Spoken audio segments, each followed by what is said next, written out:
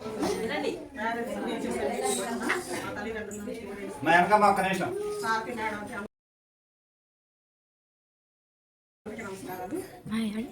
1 hour నుంచి నేను 30 సంవత్సరాలకు వెళ్ళా.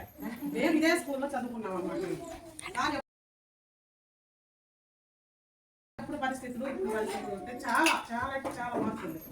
మేము వచ్చేటప్పుడు మామూలు స్కూలు అసలు బురదలో రావాలి. పెంకుటిల్లు ఉండే మామూలు అక్కడ 2 రూమ్స్ లోపల 3, 4, 5 ఫస్ట్ సెకండ్ వరండాలో కూర్చునేవాళ్ళం. వచ్చి వర్షం పట్టి బురదలో కనీసం వాటర్ ఫెసిలిటీ ఉండేది కాదు. ఆ బురద కాళ్ళు కట్టి కూర్చుకొని ఒక పక్కన వేసి కూర్చుకొని కూర్చునేవాళ్ళం. వర్షం పడితే మొత్తం వాటర్ కూడా నీళ్ళు కాక ఉండేవి. ఇంటి దగ్గర నుంచి ఒక అప్పట్లో చేపలు కూడా ఉండేవి కాదు. గోతాల పట్టణం వరి గోతాల పట్టణం ఎవరు కాదు తెచ్చుకునేవాళ్ళు. నా ప్లేస్ అక్కడ కూర్చునేవాళ్ళు. అలాంటి స్కూల్ ఇప్పుడు ఎంత డెవలప్ అయ్యిందంటే మనం చాలా సంతోషించాలి. ఇలాంటి పల్లెటూరులో ఇలా చూస్తారని నేను అనుకోలేదు అప్పుడు చూస్తే. తర్వాత ఇంకోటి ఏంటంటే ఫస్ట్ మా బాబుని చేస్తానికి ఉద్దేశం నేను ఎల్ఎంఎస్ స్కూల్ అక్కడ జాయిన్ చేశాను. మా వాడిని ఫస్ట్ ఈ టీడీపీ గవర్నమెంట్ వచ్చిన తర్వాత mega parents meeting principal high school అక్కడ మనం డ్యూటీ చేసేది.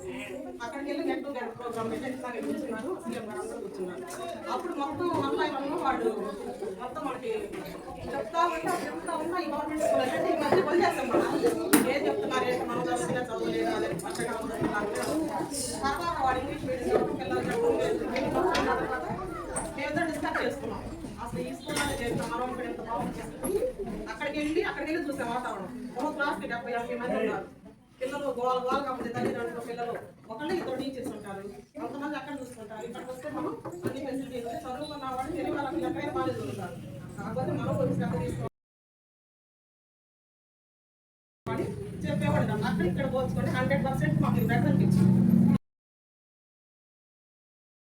మా వాడు ఇక్కడే జాయిన్ చేయాలని నిర్ణయించుకొని ఆ సంవత్సరం అక్కడ ఆపేసి ఈ సంవత్సరం ఇక్కడ జాయిన్ చేశాం. ఇప్పుడు మేము జాబ్ చేస్తున్నాం. ఎట్లా మీ బాగా స్కూల్ అడుగుతారు మా కొలీగ్స్. గవర్నమెంట్ స్కూల్ అనగానే ఏంటి మేడం మీరు గవర్నమెంట్ స్కూల్ ఏంటి చాలా సందర్భాలు ఈ క్వశ్చన్ మాకు ఫేస్ చేస్తాను. కానీ నేను చెప్పాను గవర్నమెంట్ స్కూల్ ఎంత తక్కువ కాదు. ఇప్పుడు అన్నింటిలో కూడా నెంబర్ 1గానే ఉంది. బాబు గవర్నమెంట్ స్కూల్లోనే అందువల్ల మా బాబుని అక్కడ చేస్తున్నాను. మాకు ఎలాంటి సిగ్గు లేదు. మా బాబుని అక్కడే చదివిస్తాము. చదువుకునే పిల్లలు తెలుగు చదువుతారని నేను చాలా సందర్భాలు చెప్పేసి. కానీ ఇక్కడ కానీ మన మేడం సార్ కానీ ఇంకా అన్ని స్కూల్లో కన్నా ప్రత్యేకంగా ఇంట్రెస్ట్ ఉంది పిల్లల మీద. ఇవన్నీ ఆ స్కూల్లో ఎవరు పెట్టలేదా సార్ స్పెషల్ ఇంట్రెస్ట్ పెట్టినట్టున్నారు నాకు తెలిసి. పెట్టా స్కూల్స్లో లేదు. అదంతా చేసి పిల్లలకి ఏంటంటే అర్థమయ్యే భాషలో చెప్పాలి. మనం 1-2 పిల్లల్ని మనం వెళ్ళొచ్చి మీరు పనికి వెళ్ళి కానీ మేము జాబ్కి కానీ ఎంతో హైడ్ అయిపోయి విసుగుగా ఉంటాం. కానీ ఎంత పిల్లల్ని కూర్చోబెట్టి శ్రద్ధగా చెప్పడం వాళ్ళకి ఎంత ఓర్పు సహనం ఉంటాం. మెయిన్ మనం వచ్చి కాసేపు వాళ్ళు 1 గంట 2 గంటలకి సెలవు వస్తే అసలు బలాయించలేము. గొడవ ఆటే వాళ్ళు మనకే చిరాకు వచ్చేసి.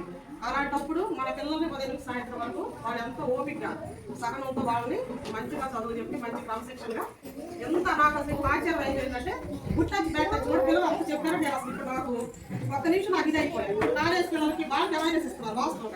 కానీ మన స్కూల్లో ఈ ఏజ్ నుంచే సాగండి దాని మీద ఇప్పుడు కూడా అవేర్నెస్ ఇచ్చారంటే చాలా సంతోషంగా ఉంది. అట్లాగే ఇంకా నెక్స్ట్ వీక్ కూడా మన స్కూల్ మన గ్రామం కాబట్టి మన స్కూల్ పిల్లలు మనమే డెవలప్ చేసుకోవాలి. ఇంకా మిగతా వాడు కూడా ఇంటి పక్క కూడా వేలకు వేలు డబ్బులు పోసి స్కూల్లో బస్సులో పంపించేదంటే మనకు కూడా అందుబాటులో మనకి మంచి చదువు ఉండాలి. మనమే పక్కన వాడు కూడా అవేర్నెస్ ఇవ్వాలి. మన పిల్లలు కూడా మంచిగా ఉంది.